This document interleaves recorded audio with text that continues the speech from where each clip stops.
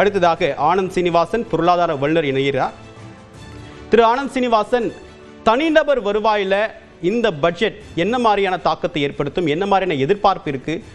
இந்த முறை பர்சனல் ஃபினான்ஸில் எந்த மாதிரி அவசியமான மத்திய அரசு எதை கருத்தில் கொள்ள வேண்டும்? ஃபர்ஸ்ட் ஆஃப் ஆல் நீங்கள் என்ன புரிஞ்சுக்கணுன்னா, இந்தியாவில் டேக்ஸ் கட்டுறதுங்கிறது பர்சனல் தனி மனிதர்கள் தான் மேக்ஸிமம் டேக்ஸ் கட்டியிருக்காங்க. இன்ஃபேக்ட் பெரிய கார்ப்பரேட்ஸுக்கெல்லாம் டேக்ஸ் சலுகை மேலே டேக்ஸ் சலுகை கொடுத்து ஆஸ் அ பர்சன்டேஜ் கம்மியாக தான் டேக்ஸ் கட்டுறாங்க. அப்படி பண்ணி கூட இந்த வாட்டி டேக்ஸ் டார்கெட் ரீச் பண்ண போகிறதில்ல. எஸ்டிடின்னு ஒரு டேக்ஸ் இருக்குது. ஸோ அந்த எஸ்டிடி டேக்ஸையும் இவங்க டைரக்ட் இன்கம் டேக்ஸில் தான் சேர்த்துக்கிறாங்க. அது 78,000 கோடி டார்கெட் பண்ணாங்க. மக்கள் ஆப்ஷன்ஸில் ட்ரேட் பண்ணுவாங்க, ஃப்யூச்சர்ஸில் சூதாடுவாங்கன்னு.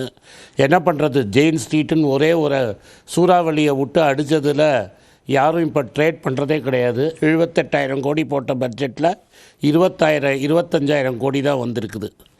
டோட்டலாக இந்தியாவில் நீங்கள் பர்சனல் இன்கம் டேக்ஸ் பற்றி கேட்குறீங்க. டோட்டலாக இந்தியாவில் டேக்ஸ் கட்டுறவங்களே 1,61,00,000 பேர் தான். 1,61,00,000 பேர் தான் டேக்ஸ் கட்டுறாங்க. டோட்டலாக இருக்கிற 140 கோடி பேரில் 1,61,00,000 ரூபா தான் டேக்ஸ் கட்டுறாங்க. அப்போ இதுலேருந்து என்ன தெரியுதுன்னா, நம்மளோட கண்ட்ரி எவ்வளோ ஸ்கியூடாக இருக்குதுன்னு சொல்லுவாங்க இங்கிலீஷில்.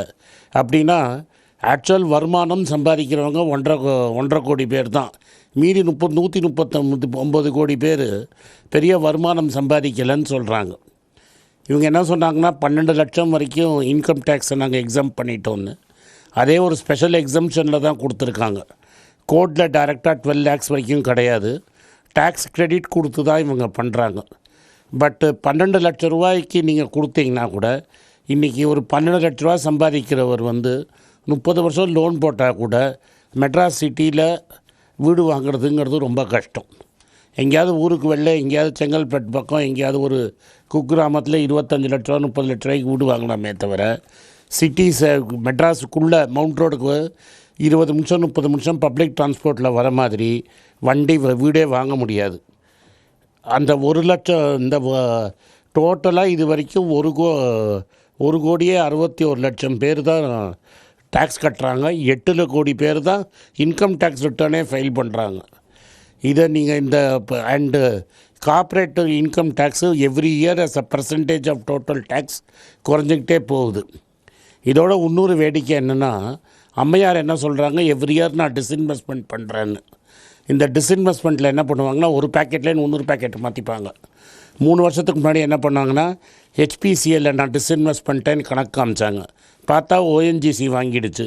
ஓஎன்ஜிசி ஒரு கார்ப்பரேட் கம்பெனி. இந்த வாட்டி ஒழுங்காக டிஸ்இன்வெஸ்ட் பண்ணது கோல் இண்டியாவோட ஒரு சப்சிடரி 10% விற்றுருக்காங்க, பப்ளிக்கு விற்றுருக்காங்க. அதுக்கப்புறம் என்ன பண்ணாங்க, Mazagon docks, Indian overseas bank, Maharashtra பேங்க்கெல்லாம் எல்ஐசிக்கு விற்றுருக்காங்க. எல்ஐசிக்கு விற்றுட்டு நாங்கள் டிஸ்இன்வெஸ்ட்மெண்ட் பண்ணிட்டோன்னு. அதாவது எந்த சரக்கெல்லாம் ஓடாதோ அந்த சரக்கெல்லாம் தூக்கி எல்ஐசி தலையில் கட்டிடுது. இப்போ நீங்கள் பார்த்தீங்கன்னா, அதானி மேடமே சொன்னாங்க, மேடமோட ஜூனியர் சொல்லியிருப்பார், பார்லிமெண்ட்டில் 32,000 கோடி அதானி ஸ்டாக்கில் இன்வெஸ்ட் பண்ணியிருக்கோன்னு. அது 10%க்கு மேலே அடி வாங்கி இன்றைக்கி மினிமம் 4,000 5,000 கோடி எல்ஐசிக்கு லாஸு. ஆக மொத்தம் இந்த டிஸ்இன்வெஸ்ட்மெண்ட்டுங்கிறது ஓடாத கம்பெனியெல்லாம் எல்ஐசியில் தலையில் கட்டிட்டு அது எல்ஐசி கேட்டால் டிஸ்இன்வெஸ்ட்மெண்ட்டு அப்படிங்கிறாங்க. நீங்கள் 2017-18 இன்றைக்கி வரைக்கும் பார்த்தீங்கன்னா டிஸ்இன்வெஸ்ட் பண்ணதெல்லாம் வாங்கினது எல்ஐசி தான். ஸோ இந்த டிஸ்இன்வெஸ்ட்மெண்ட்ங்கிறது ஒரு கதை. பர்சனல் இன்கம் டேக்ஸுங்கிறது 1,61,00,000 பேர் தான் கட்டிகிட்ருக்காங்க. அதுக்கப்புறம் நீங்கள் பார்த்தீங்கன்னா, போன என்டையர் பட்ஜெட்டில் தமிழ்நாடு பற்றி பேசவே, இந்த வாட்டி 10 வாட்டியாவது மினிமம் தமிழ்நாட்டை பற்றி பேசுவாங்க. திருவள்ளுவர் ஞாபகம் வந்துடுவார், பாரதி ஞாபகம் வருவார், சொல்ல முடியாது, கண்ணதாசன் கூட ஞாபகம் வந்தாலும் வந்துடுவாங்க. ஆனால் என்ன நீங்கள் புரிஞ்சுக்கணுன்னா, போன எலெக்ஷன் போது நம்மளுக்கு மதுரையில் எய்ம்ஸ் தரேன்னாங்க. இப்போ கூட 20% தான் வேலை முடிஞ்சிருக்கான். எல்என்டிகிட்ட கான்ட்ராக்ட் இருக்குது. 2026 எண்டில் தான் ஃபஸ்ட்டு ஃபேஸ் 900 பெட்ஸ் ரெடி ஆகும். ஸோ இன்றைக்கி ஏதாவது தமிழ்நாடு கொடுக்குறேன்னொன்னே நீங்கள் கொண்டாடுவீங்க. ஆக்சுவலாக அது 2031 எலெக்ஷனுக்கு ரெடி ஆகிடும். ரியாலிட்டி என்னென்னா, அவங்களுக்கு சதர்ன் ஸ்டேட்ஸை ஒரு எப்படி ரத்தத்தை உரியலான்னு பார்த்து சதர்ன் ஸ்டேட்ஸ்லேருந்து உரியிறாங்க. கோயம்புத்தூருக்கு மெட்ரோ கிடையாது, மதுரைக்கு மெட்ரோ கிடையாது, ஆனால் ஆக்ராவுக்கு மெட்ரோ. ஆக்ராவில் தாஜ்மஹாலை விட்டால் ஒன்றுமே கிடையாது. கோயம்புத்தூர் வந்து சத்தியமங்கலம் வரைக்கும் நீங்கள் போட்டிங்கன்னா ஒரு பெரிய இண்டஸ்ட்ரியல் காரிடாராக வரும். மதுரை ஒரு இம்பார்ட்டண்ட் ட்ரேடிங் சென்டர். இதெல்லாம் இன்டர்நேஷ்னல் ஏர்போர்ட் இருக்குது. சிங்கப்பூர், மிடில் ஈஸ்ட் எல்லா ஊரோடையும் கனெக்ட் ஆகுது. இந்த ஊரில் மெட்ரோ கிடையாது. அவங்களுக்கு ஓட்டு போடுற ஊர் ஆக்ராவில் மெட்ரோ உண்டு. இப்படி தான் ஏதாவது வருமே தவிர மக்களுக்கு எப்படி மக்கள் பணத்தை கார்ப்பரேட் முதலாளிகளுக்கு ட்ரான்ஸ்ஃபர் பண்ணலாம் அப்படிங்கிற திட்டத்தோடு தான் இந்த அரசு ஓடும். சீப்பாக ரஷ்யன் ஆயில் வாங்கி பண்ணுறோன்னு பேர். ஆனால் இன்றைக்கி பார்த்தீங்கன்னா எல்பிஜி சிலிண்டர் விலையை 50 ரூபா ஏற்றிருக்காங்க கமர்ஷியலுக்கு. எனக்கு என்ன புரியலன்னா, கச்சா எண்ணெய் விலை $50 கீழே குறைஞ்சிருக்கு. ஆனால் நீங்கள் வந்து எல்பிஜி சிலிண்டர் விலையை ஏற்றுறீங்க. அதுக்கப்புறம் இந்த ஏன் பெட்ரோல் விலையில் இவ்வளோ ஹையாக வச்சுருக்கீங்க, ஏன் டீசல் விலையை இவ்வளோ வச்சுருக்கீங்க, விலை வந்து $70 $50 குறைஞ்சா கூட ஏன் நீங்கள் குறைக்க மாட்டேங்கிறீங்க? இதை பற்றியெல்லாம் எந்த பேச்சும் கிடையாது. ரஷ்யன் ஆயில் வாங்கினா எங்களோட இண்டிபெண்ட் இந்தியாங்கிறீங்க. ரஷ்யன் ஆயில் 2 ரிஃபைனர், ஒன்று A1, இன்னொன்று ராசன் சாஃப்ட்டு. அவங்களுக்கு தனிநபருக்கு தான் லாபமே தவிர சாமானியனுக்கு என்ன லாபம்னு எனக்கு புரியல.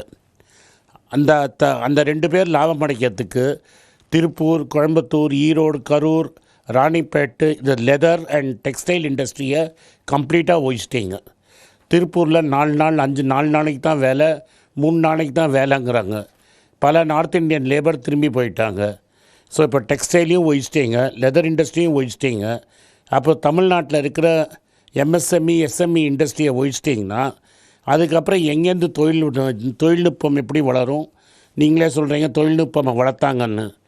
நீங்கள் வந்து திருப்பூரை வளர்க்கலை, ஈரோடை வளர்க்கலை, கரூரை வளர்க்கலை, ராணிப்பேட்டை வளர்க்கலை, வேலூர், வாணியம்பாடி, இந்த ஆம்பூர், இந்த இடத்துலலாம் நீங்கள் தொழிலை ஒழிச்சிட்டு எப்படி தொழிலை வளர்த்தீங்கன்னு எனக்கு தெரியல. அதே மாதிரி ஆட்டோ காம்பனன்ட்ஸ் மேலே டேக்ஸுங்கிறீங்க. தமிழ்நாடு தான் மெட்ராஸ் தான் டெட்ராய்ட் ஆஃப் சவுத் இந்தியா. இருக்கிற ஆட்டோ காம்பனண்ட் இண்டஸ்ட்ரியெல்லாம் வந்து அமெரிக்காவுக்கு எக்ஸ்போர்ட் பண்ணவெல்லாம் 56% டேக்ஸில் நொழிஞ்சு போயிட்டான். அப்புறம் என்ன, யூரோப்பியன் யூனியன் டேக்ஸில் நாங்கள் கொண்டாடுறீங்க, யூரோப்பியன் யூனியனோட அக்ரிமெண்ட் போட்டோன்னு கொண்டாடுறீங்க. இந்த யூரோப்பியன் யூனியனோட அக்ரிமெண்ட் என்ன? அடுத்த வருஷம் கையெழுத்து வரப்படுது. 27 ஏப்ரல் 2027 ஏப்ரலில் அமலாக போகுது.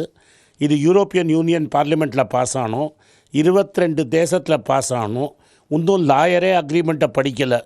வக்கீல்கிட்ட பேப்பர் கொடுத்து எவ்வளோ அழகாக வக்கீல் பேப்பர் பாஸ் பண்ணுவார்னு உங்களுக்கும் எனக்கும் தெரியும்.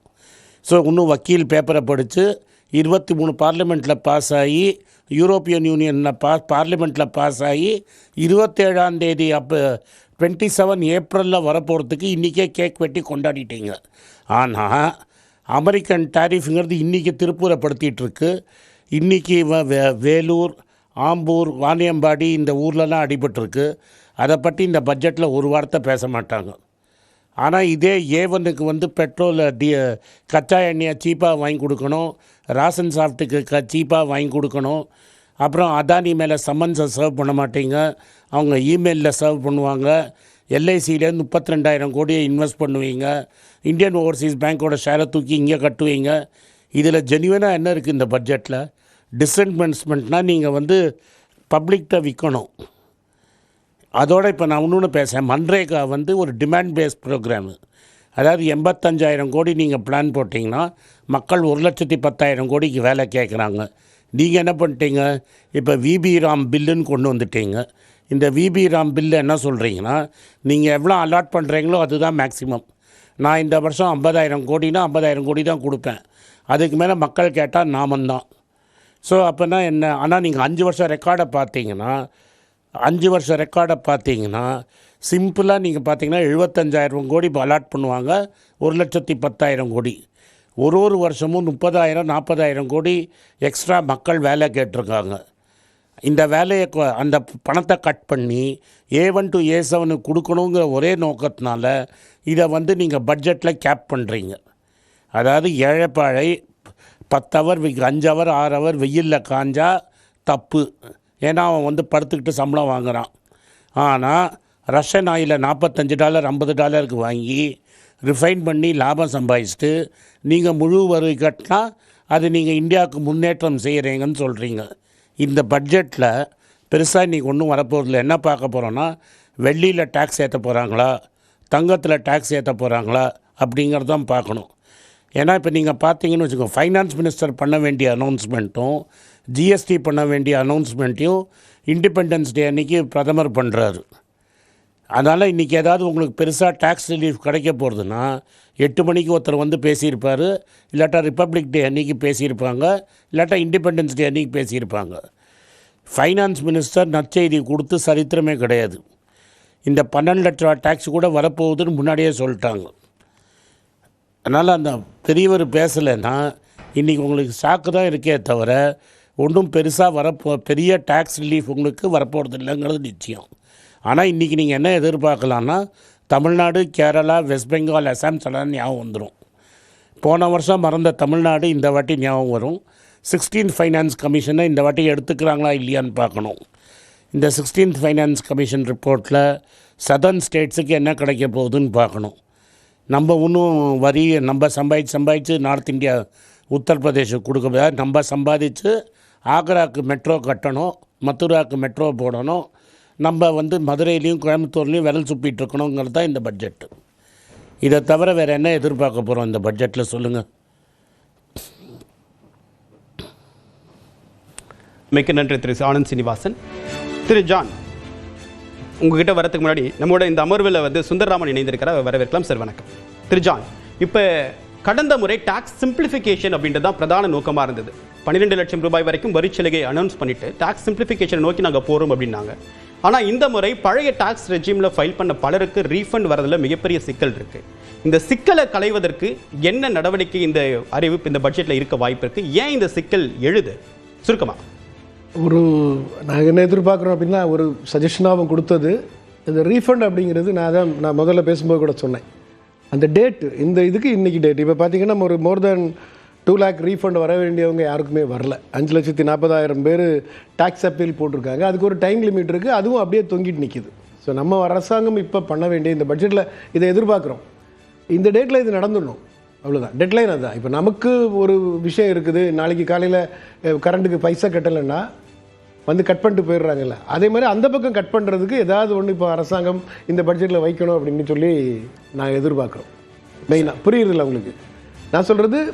எப்படி சிட்டிசன்ஸோட ரெஸ்பான்சிபிலிட்டி இருக்குதோ அதே மாதிரி அட்மினிஸ்ட்ரேட்டருக்கும் ரெஸ்பான்சிபிலிட்டி இருக்கணும். நான் இன்றைக்கி டேட்டில் இதுக்குள்ளே இந்த விஷயம், இந்த டேக்ஸ் ரேட்டு இவ்வளவு இது கொடுக்கணும், இம்ப்ளிமெண்ட் பண்ணணும், இல்லை இந்த ஆர்டர் இன்றைக்கி வரணும், அப்பீல் போட்டோன்னா இந்த அப்பீல் அதுக்கப்புறம் ஒரு 10 லேயர்ஸ் இருக்குது. ஒன்று அந்த அப்பீல், இந்த அப்பீல் முடிச்சுட்டு போயிட வேண்டியது தானே. யாருக்கு பிரச்சனை? இது பணம் மாட்டிட்டு கிடக்குது. அவங்க சொன்ன மாதிரி ஜிஎஸ்டிலே ரீஃபண்ட் எதுக்கு 5% தான் எனக்கு இன்புட் கிடைக்குன்னா 18% நான் அவுட்புட்னா அதில் என்ன இருக்குது? இந்த மாதிரி ஒரு மேசிவ் திங்ஸுக்கு வரும் அப்படின்னு சொல்லி நான் நம்புகிறேன். சார், இந்த தடவை நிறைவு கருத்தாக எடுத்துக்கிறேன்.